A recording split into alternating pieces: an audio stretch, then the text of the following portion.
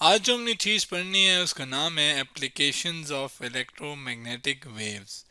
Electromagnetic waves क्या होती हैं, पहले तो हम ये देखते हैं। इलेक्ट्रोमैग्नेटिक वेव में पहले देखते हैं वेव क्या चीज़ होती है। वेव मैं एनिमेशन से ये दिखाना चाहता हूँ जो कि मैंने fed.colorado.edu की वेबसाइट से उठाई है।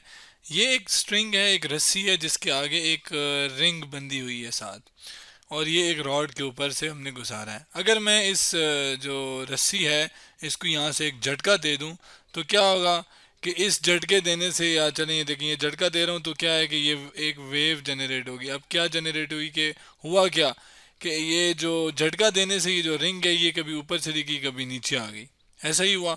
तो यानी ये जो रिंग है ये खुद ब खुद तो नहीं होगी ना, जाहिर है इसको एनर्जी मिल गई। वो एनर्जी मैंने कहाँ से दी? वो एनर्जी यहाँ से दी।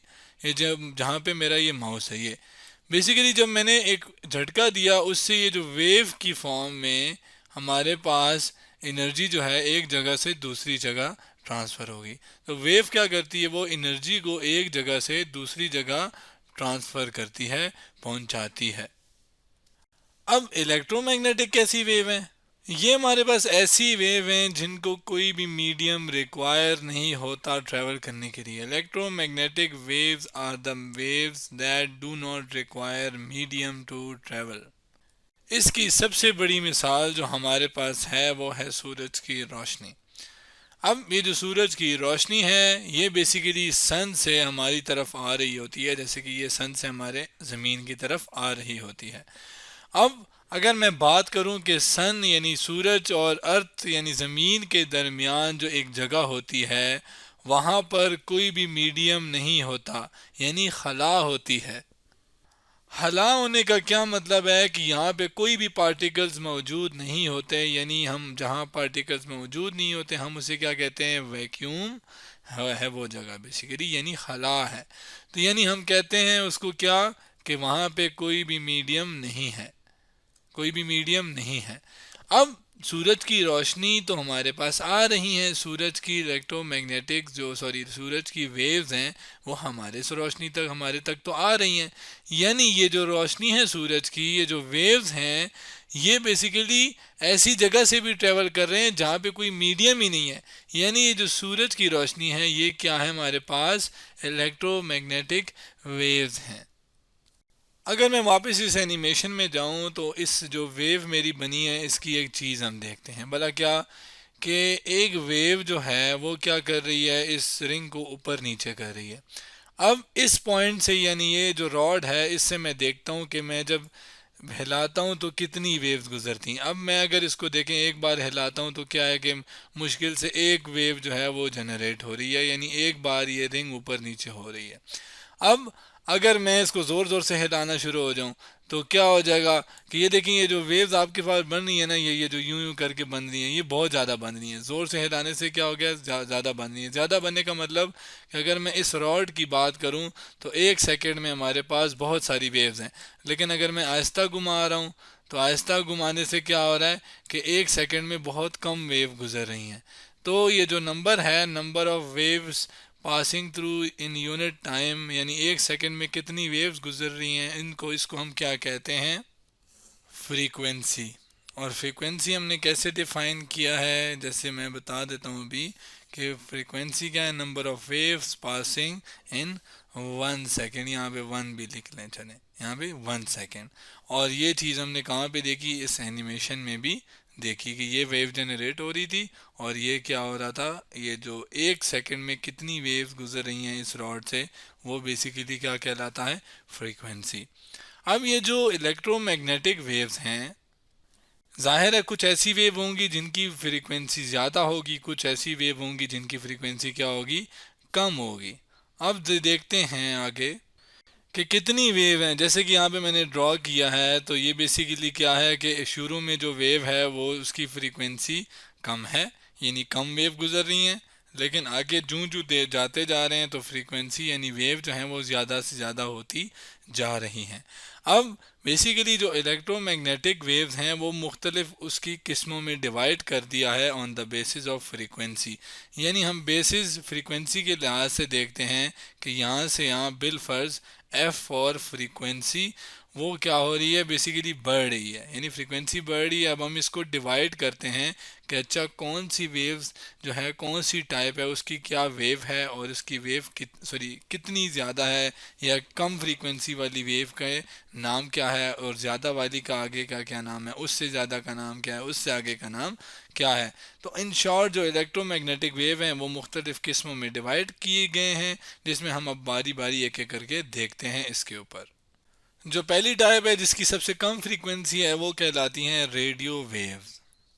उसके बाद जो वेव्स आती हैं जिनकी थोड़ी सी फ्रीक्वेंसी ज़्यादा हो जाती है रेडियो वेव से, वो कहलाती हैं हमारे पास माइक्रोवेव्स।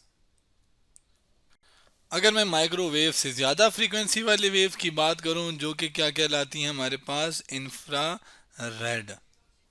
इंफ्रारेड से ज़्यादा फ्रीक्वेंसी वाली वाली जो वेव्स होती हैं वो कहलाती हैं विजिबल रेज। अगर मैं विजिबल से ज़्यादा तेज़ फ्रीक्वेंसी की यानी ज़्यादा फ्रीक्वेंसी की बात करूं तो वो बेसिकली कौन सी होती हैं, ultra violet rays. Ultra violet, उनको क्या कहते हैं, अल्ट्रा वायलेट। जो अल्ट्रा वायलेट है इससे जो तेज़ होती हैं वो कहलाती हैं हमारे पास एक्स रेज। जबकि एक्स रेज से ज़्यादा जो जिनकी मतलब फ्रीक्वेंसी होती है वो कहलाते हैं गैमा रेज। और ये हमारे पास टोटल 7 टाइप ऑफ मतलब इलेक्ट्रोमैग्नेटिक वेव्स हैं, जिसमें radio, micro, infrared, visible, ultraviolet, X rays, gamma rays.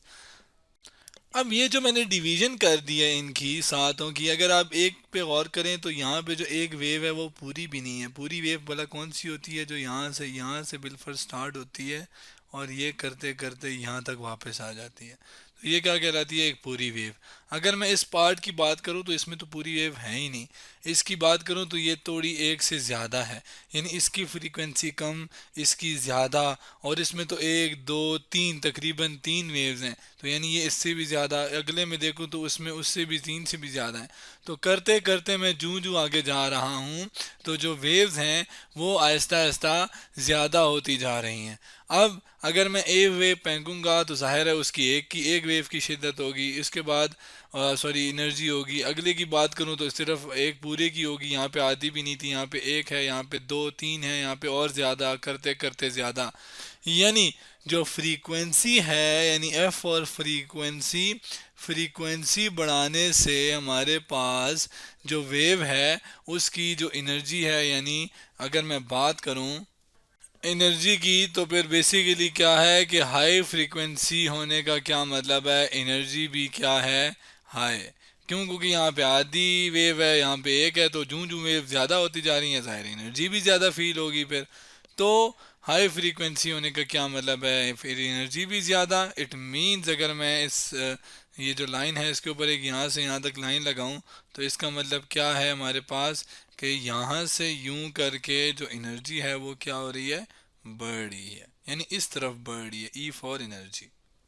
अब बात करेंगे जो मेन हमारी बात है कि इन सारी रेस की बेसिकली एप्लीकेशन क्या है, यानी हमारी आम लाइफ में ये यूज़ कहाँ कहाँ होती हैं।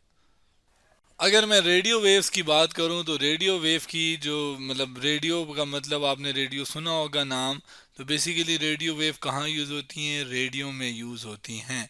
यानी जो हमारी आम लाइफ है, रेडियो और जो टीवी है उसमें दोनों में यूज़ होती हैं।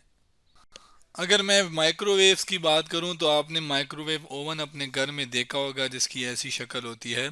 उसमें आप बेसिकली क्या करते हैं, चीज़ें रख के गर्म करते हैं, तो उसमें जो रेज यूज़ होती हैं वो बेसिकली माइक्रोवेव्स होती हैं। किसमें, माइक्रोवेव ओवन में।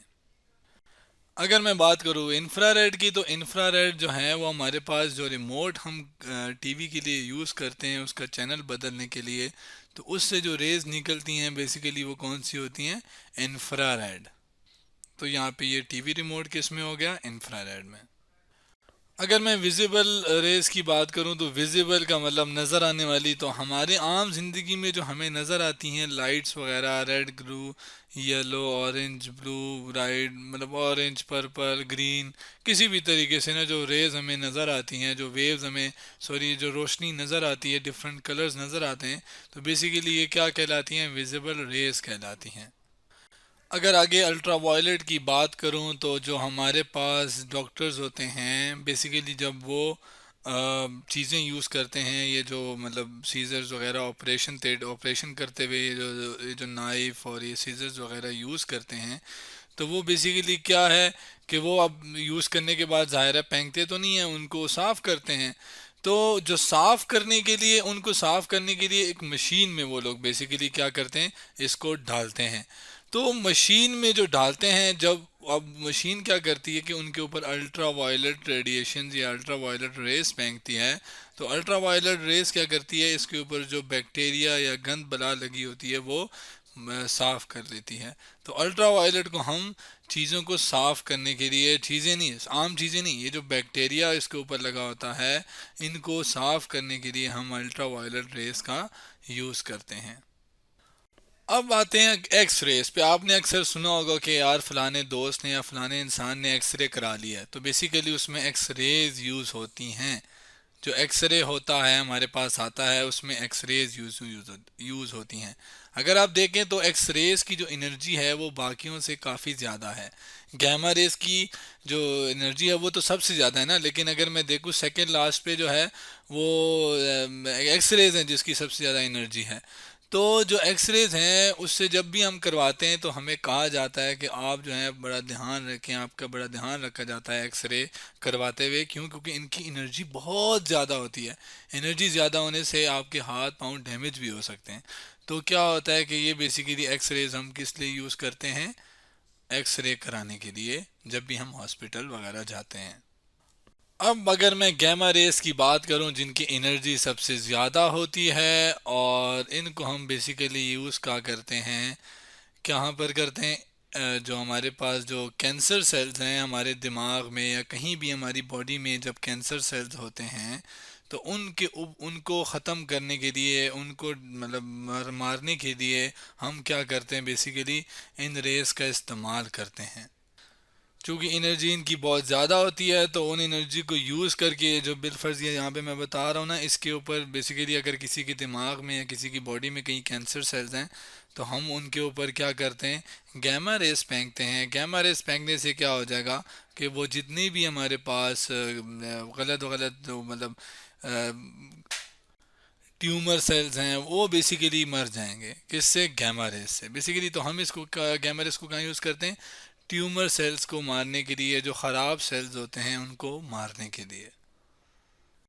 तो आज हमने एप्लीकेशन ऑफ इलेक्ट्रोमैग्नेटिक वेव देखी, इलेक्ट्रोमैग्नेटिक वेव देखी कि वो कौन सी वेव्स हैं, और फिर बाद में हमने देखा कि एप्लीकेशंस मतलब वो वेव्स कहाँ कहाँ पर हमारी लाइफ में यूज़ होती हैं, और उसकी मुख्तलिफ यूजेस हमने एक एक करके सबके देख ली।